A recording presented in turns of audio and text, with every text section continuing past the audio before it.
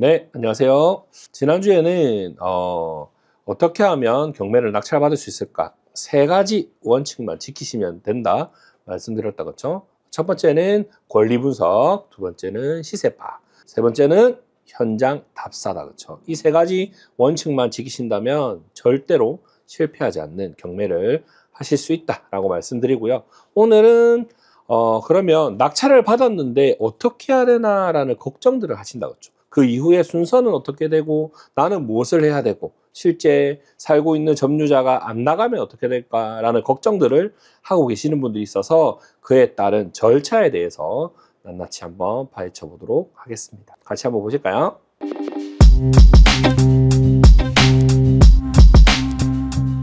자, 화면을 보시면서 한번 더 설명을 드리겠습니다. 딱 이 세 가지만 지키시면 된다라고 말씀드렸죠. 첫 번째는 권리 분석, 두 번째는 시세파, 세 번째는 현장 답사 가셔야 됩니다. 현장에 가시면 여러분들이 생각하는 것보다 훨씬 더 싼 금액에 나와 있는 물건들이 있습니다. 우리는 사실 경매는 싸게 부동산을 소유하기 위해서 하는 거지만 실제 공인중개사 사무실 가시면 그보다 훨씬 더 싼 진짜 급한 물건들이 있습니다. 그런데 왜 온라인에 인터넷상으로 나오지 않느냐? 그런 금액들이 실질적으로 정보가 공개가 된다면 전체적인 시장 자체가 조금 흐트러질 수 있기 때문에 금액이 안 나오고 오프라인에만 나오는 경우도 있기 때문에 현장에 꼭 가시라라고 말씀을 드리고요. 앞서서 말씀드렸던 것처럼 낙찰을 받고 나면 어떻게 해야 될까 이런 걱정들 때문에 실제 낙찰은 안 되는데 제가 이렇게 다 말씀드렸다 그렇죠? 세 가지의 원칙만 지키시면 분명히 낙찰 받을 수 있고 수익을 낼 수 있다라고 말씀드렸는데 여러분들은 왜 입찰을 안 하고 계세요? 왜 낙찰을 못 받고 계세요? 혹시 낙찰 받으면 웃자노 라는 그런 걱정들을 하고 계시는 건 아닐까요? 자, 그러면 우리가 실제로 이 원칙 권리 분석, 시세파, 현장 답사 이 세 가지만 기억하시고 입찰을 꼭 해보시면 좋고요. 자, 그러면 낙찰을 받았는데 낙찰 받았을 때 내가 무엇을 어떻게 해야 소유권을 가지고 오고 살고 있는 점유자를 내보낼 수 있는지에 대해서 한번 그 순서를 알아보도록 하겠습니다. 자, 먼저 낙찰 후의 명도 진행 과정인데요. 먼저 내가 낙찰을 받으면 낙찰받고 일주일 사이에 그 낙찰에 대한 허가를 해주지 마라.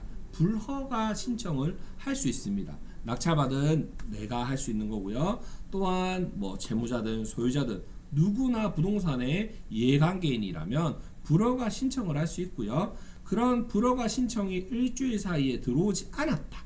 그러면 매각 허가 결정이 난다. 그렇죠? 매각 허가 결정이 나고요. 이 허가 결정에 대해서 즉시 항고할 수 있는 시간이 있어요. 그래서 일주일 동안에 매각 허가 결정에 대한 일주일 동안에 항고를 할 수 있는 시간이 있고요. 대신해서 이 항고를 하기 위해서는 보증금을 공탁 걸어야 된다. 그렇죠? 그렇기 때문에 실제로 다 하지 않습니다. 그러면 낙찰받고 2주간이 지나면 그때부터 잔금을 납부하세요 라고 법원에서 서류가 날라옵니다. 그때부터 잔금을 납부하면 되고요. 자, 잔금을 납부하는 순간에 나는 소유권을 가지는 거예요. 등기부 등본에 내 이름이 가는 것이 아니라 잔금을 납부를 완료하면 그때 소유권이 가져오는 거예요. 그러면 소유권을 가지고 왔을 때 가장 먼저 해야 될 게 첫 번째, 잔금 납부 후에 무조건 살고 있는 점유자에게, 때로는 소유자일 수도 있고 임차인일 수도 있다 그렇죠? 그런 점유자에게 내용 증명을 통해서 이제 내가 소유권을 가졌으니 나가주세요 라고 증명을 한번 보내시는 게 좋습니다. 그래야지 내용 증명을 보내는 거는 뭐 특별한 어떤 법리적인 그런 건 아니에요. 그러나 내용 증명을 보냄으로 인해서 나중에 내가 소송을 한다거나 여러 가지 상황이 발생할 때 참고 자료가 될 수 있다 그렇죠? 그렇기 때문에 내용 증명을 한번 보내시면 좋을 것 같고요. 그리고 나서 소유권이 이전이 되고 내가 소유자가 되고 나면 가장 먼저 하셔야 되는 게 살고 있는 점유자를 상대로 인도명령을 하셔야 되는데 소유권이 이전되고 6개월 안에 하셔야 되는데 지금 바로 하시라고 말씀드려요. 왜냐하면 살고 있는 점유자가 뭐 일주일만 좀 기다려주세요. 아니면 한 달만 기다려주세요. 그런 얘기가 실제로 다 거짓말입니다. 절대로 바로 나가지 않습니다. 그렇기 때문에 그냥 먼저 인도 명령을 하고 나면 이 인도 명령이 결정이 나고 나면 나는 이제 집행을 할 수 있는데요. 이 집행을 할 수 있는 권한, 이 어떤 무기를 가지고 살고 있는 점유자를 만나는 것과 그냥 만나는 것은 완전 다릅니다. 그렇기 때문에 인도 명령 꼭 하시라고 말씀드리고요. 특별히 무리가 없다면 3, 4일 내로 다 나오고요. 살고 있는 세입자가 있다 그러면 배당 받는 날까지 조금 기다려야 되는 시간이 걸리겠지만 특별한 거 없으면 다 결정이 난다라고 보시면 될 것 같습니다. 그리고 인도 명령 결정이 나고 나면 그때부터는 나는 언제든지 강제 집행을 할 수 있습니다. 자, 강제 집행에는 두 가지가 있다, 그렇죠? 첫 번째는 내가 언제든지 집행을 합니다라는 예고장을 붙입니다. 이걸 계고라고 하는데요. 문을 따고 그 집에 들어가서 가장 잘 보이는 거실 한가운데다가 나는 14일 이후에 언제든지 집행합니다를 붙여놓습니다. 그렇기 때문에 살고 있는 점유자가 이 사실을 본다면 뭔가 마음에 심적 부담이 있겠다, 그렇죠? 그렇기 때문에 이런 강제 집행을 꼭 하시라고 말씀을 드리는 거고요. 두 번째, 강제 집행 계고를 하고 나서 14일이 지나고 나면 실제로 집행을 할 수 있어요. 그러면 이럴 때는 비용에 물건이 많으면 아니면 거기에 따른 여러 가지의 인부라든지 아니면 그에 따른 트럭이라든지 이런 필요한 어떤 상황에 따라서 비용이 많이 발생할 수도 있지만 보통 우리가 그냥 예상으로 치면 요즘에 조금 금액이 올랐긴 했는데 평당 한 12만원에서 한 15만원 정도로 예상을 많이 해봅니다. 그렇기 때문에 한 30평 기준에 한 300에서 400 정도 들어갈 수 있는데 그거는 비용이 작아질 수도 있고 많아질 수도 있고요. 그러면 나는 이 금액 정도에 살고 있는 점유자와 협상을 해보면 되겠다. 예를 들어 한 300 정도 나올 것 같다 그러면 한 200 정도 불러보겠다. 그래서 200만원 줄 테니까 나가주세요. 협상을 해보고요. 그럼에도 불구하고 안 나가고 버틴다. 그러면 집행을 해야 되겠죠. 그렇게 해서 집행을 하면 좋겠다. 그러면 내가 낙찰을 받고 매각 허가 결정, 항고기간을 지나 잔금을 납부하고 집행까지 약 한 3개월 정도? 3개월에서 길게는 한 4개월 정도 걸린다라고 보시면 될 것 같고요. 그러면 살고 있는 점유자가 일주일만 기다려주세요. 그러면 일주일 기다릴 수 있다, 그렇죠? 한 달만 기다려주세요. 그러면 한 달 기다릴 수 있어요. 그런데 3개월 기다려달라, 아니면 6개월 기다려달라.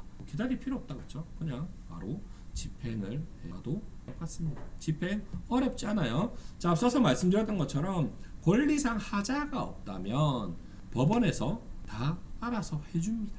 집행 신청만 하면 비용이 들겠지만 신청만 하면 모든 것들이 다 순조롭게 진행되니까 너무 걱정하지 마시고요. 자, 그런데 낙찰받고 나면 연체된 관리비 많이 있다, 그렇죠? 살고 있는 점유자가 연체된 관리비를 내면서 살고 있지는 않으니까 연체된 관리비가 많이 있습니다. 그럴 때 낙찰자가 내야 될까요? 내야 된다라고 생각하시는 분들이 많다, 그렇죠? 나는 어쩔 수 없이 내야 돼요. 아니면 나는 안 내도 된다던데요. 정확한 내용들을 아셔야 되겠다, 그렇죠? 여러분들이 정확하게 아셔야 될 것 같고요. 그 내용을 보시면 관리비에는 공용 부분이 있고요. 예를 들어 엘리베이터라든지 공용 전기라든지 여러 가지 유지를 하기 위한 공용 부분이 있고요. 두 번째는 전용 부분이 있습니다. 살고 있는 그 전용 공간에서 사용하는 비용에 대해서 있고요. 또한 연체에 대한 연체료도 있는데요. 자, 그렇게 해서 내용이 되어 있고 실제로 내가 연체가 되고 나면 연체된 전 소유자죠. 아니면 전 사용자의 그 비용을 내가 다 납부를 해야 되는가? 꼭 그렇진 않습니다. 자, 과거에는 1997년도의 판례에는 실제로 공동주택 관리령에 보면 승계인이라 할 수 없기 때문에 소유권 취득 이전에 체납 관리비에 대한 납부 의무가 없었습니다. 하나도 안 줘도 된다라는 얘기예요. 그런데 어떻게 해요? 2001년도에 보면 공용 부분에 한해서 승계하라라는 판례가 완전히 바뀌었습니다. 그래서 지금은 공용 부분에 한해서 3년치까지는 낙찰된 소유자가 낙찰자가 줘라, 납부하라 이렇게 판례가 있습니다. 그렇기 때문에 굳이 내가 100만원을 아끼기 위해서 300만원 들여서 소송을 하는 것보다는 협상을 통해서 하는 게 좋을 것 같고요. 이 내용을 모르는 아파트 관리단이 많습니다. 그렇기 때문에 이런 부분들을 좀 정확하게 기억해서 나중에 가서 실제로 아파트 관리단에서 이 내용을 모르고 무조건 주세요라고 하면 할 말이 없겠다, 그렇죠? 아니면 나는 학원에서 배웠는데요. 아니면 나는 뭐 블로그를 보고 배웠는데, 유튜브를 보고 배웠는데요. 그렇게 얘기할 수 없습니다, 그렇죠? 그렇기 때문에 정확한 판례를 가지고 얘기를 해보시면 좋을 것 같고요. 연체된 관리비에 대해서는 판례에 보면 연체료는 특별 승계인에게 승계되는 공용 부분 관리비에 포함되지 않는다라고 되어 있어요. 그렇기 때문에 낙찰자가 줄 필요가 없습니다. 그럼에도 불구하고 달라고 한다. 그러면 댓글 달아주세요. 저한테 연락 주세요. 그리고 꼭 기억하실 것은 부동산 경매뿐만 아니라 일반적인 매매의 경우에도 체납관리비를 다 내줄 필요는 없습니다. 자, 그러면 수도는 어떻게 해야 되느냐, 아니면 뭐 전기는 어떻게 해야 되느냐, 다 마찬가지예요. 다 기억해 보시면 될 것 같고요. 그리고 보면 이제 도시가스를 많이 사용하는데, 미납된 도시가스, 연체된 도시가스는 어떻게 해야 되느냐, 낙찰자가 소유권 이전이 되기 이전에는 비용을 줄 필요 없습니다. 무엇에 어떤 근거에 따라 그러냐, 부산 도시가스 공급 규정에 보면 매매나 뭐 경매 등으로 소유권이 변경된 경우에는 안 줘도 된다 이렇게 되어 있어요. 그럼에도 불구하고 도시가스 이제 우리 요금 받으시는 분들은 사명을 다해서 돈을 받는다, 그렇죠? 잘 모르고 받는 거예요. 그렇기 때문에 그런 공급 규정을 가지고 얘기를 하면 아무 얘기를 못 합니다. 실례로 오늘 제가 이제 한국전력공사 한전에 들어가서 이런 문제 때문에 조금 다툰 적이 있어요. 이해를 못 하더라고요. 그런데 뭐 충분히 설득할 수 있는 내용이니까 그렇게 보시면 될 것 같아요. 그러면 다시 정리하겠습니다. 낙찰받고 매각 허가 결정이 나는데 특별히 문제가 있다 그러면 나는 불허가 신청을 할 수 있고요. 아무런 문제가 없다 그러면 항고기간 일주일이 지나면 낙찰받고 2주부터는 바로 잔금 가능하니까 잔금을 납부하고 먼저 인도명령 신청하시라라고 말씀드리고요. 굳이 강제집행까지는 안 가시더라도 인도명령 신청을 가지고 살고 있는 점유자와 협상을 하시면 훨씬 더 유리하다라고 말씀을 드리고요. 자, 제가 낙찰받은 사례를 가지고 말씀을 드리려고 하는데요. 2025년 7월 10일 날 낙찰받았습니다. 2025년 7월 10일 날 낙찰받았고 매각 허가 결정이 났고 대금지가 납부를 했고 소유권을 완전히 가지고 왔습니다. 가지고 왔는데 그 내용을 보시면 실제로 배당이 9월 23일 날 이루어졌어요. 그런데 살고 있는 임차인들이 있습니다.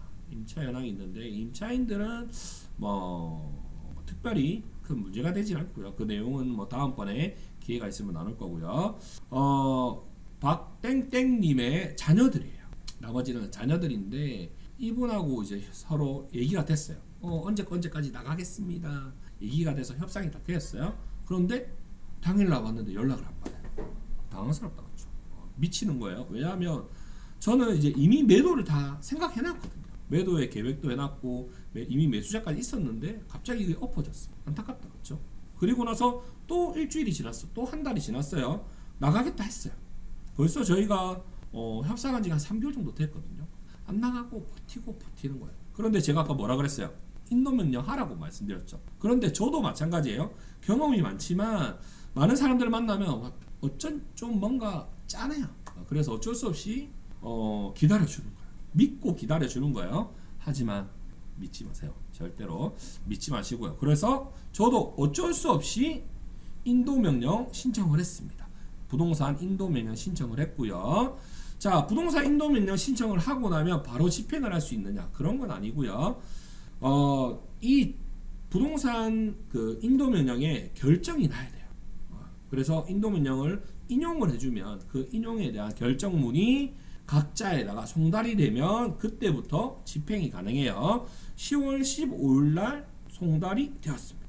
도달됐다 그렇죠? 10월 21일 날, 10월 17일 날. 그러면 송달이 완료되었기 때문에 저는 어떻게 해요? 집행을 할 수 있다. 그래서 저도 바로 며칠 뒤에 집행을 하려고 합니다. 바로 집행을 할 거고요. 그 집행되는 내용에 대해서도 전체적으로 상세하게 다 보여드리고 알려드리도록 하겠습니다. 물론 세입자는 안타깝지만 어떻게? 저도 또 먹고 살아야 되니까요. 그런 부분 양해해 주시면 좋을 것 같아요. 내용을 한 번 더 기억해 주시면 될 것 같습니다. 그래서 부동산 경매 입찰 순서에 대해서 권리 분석, 시세 파악, 현장 답사. 그래서 권리 분석에는 소유자가 점유 사용하고 있는 거, 양력이 없는 임차인 하시면 될 것 같고요. 시세 파악에는 네이버 부동산이라든지 실거래가, 대출이 얼마 정도 되는지를 정확하게 알아보시면 될 것 같고요. 또한 현장에 가서 금매가 있는지, 점유자가 있는지, 현장 조사가 어떻게 되는지에 대해서도 정확하게 해보시면 절대 실패하지 않는 투자를 하실 수 있고요. 여러분들이 낙찰받는 그 소식에 대해서 알려주시면 어떻게 하면 좋겠다라는 또한 저의 생각을 전달해 드리도록 하겠습니다. 네, 그렇게 기억해 주시면 좋을 것 같고요. 하나의 팁을 말씀을 드리면요. 우리는 경매를 하는 이유는 뭐 부동산을 소유하는 것도 있지만 소유해서 내가 영원히 이 집을 가져가야 되겠다가 아니라 그렇죠. 소유를 하고 나서 당장 한 달 뒤에 아니면 3개월 뒤에 매도하고 싶은 생각이 많이 있는 거예요. 그렇다면 이 두 가지 원칙만 지키시면 좋을 것 같아요. 첫 번째는 초등학교를 끼고 있는 집이라면 무조건 매도가 됩니다. 왜냐하면 학교의 어떤 여러 가지 상황 때문에 사람들이 이사를 할 수밖에 없는 구조가 되는 거고요. 학교에 붙어 있는 이 부동산이 해운대에 있으면 비싼 집이 되는 거고요. 이런 집들이 뭐 사상구에 있다 그러면 싼 집이에요. 하지만 비싸도 싸도 다 거래가 됩니다. 보시면 될 것 같고요. 두 번째는 역세권이어야 돼요. 그래서 초등학교를 끼고 있는 역세권이라면 3개월, 6개월 내에 충분히 팔립니다. 그렇기 때문에 꼭 기억하셔서 이런 것들만 해보시면 소유자가 점유 사용하고 있는 거 또한 역세권에 초등학교를 끼고 있다. 이런 물건들을 해보시면 여러분들도 3개월에서 충분히 수익화 시킬 수 있는 그런 기술들을 습득하실 수 있을 것 같고요. 저도 올해 낙찰을 많이 받았습니다. 많이 받았고 그런데 다 매도를 했어요. 매도를 했는데 어떻게 매도까지 할 수 있었는지 단기적으로 이걸 다 할 수 있었는지에 대해서 다음 시간에 또한 다시 알려드리도록 하겠습니다. 네, 오늘은 경매를 통해서 내가 낙찰 받았는데 어떻게 해야 되지? 어떤 순서에 내가 무엇을 해야 되지?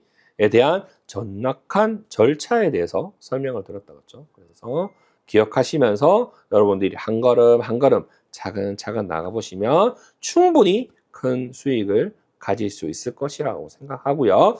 말씀드렸던 것처럼 두 가지의 원칙. 첫 번째는 역세권, 두 번째는 초등학교를 끼고 있는 아파트라면 무조건 매도된다. 기억해 보시면 좋을 것 같습니다. 오늘은 여기까지 할 거고요. 구독과 좋아요, 또한 잘 모르겠다, 궁금한 것이 있으면 언제든지 댓글 부탁드립니다. 오늘 여기까지 하겠습니다. 수고했습니다.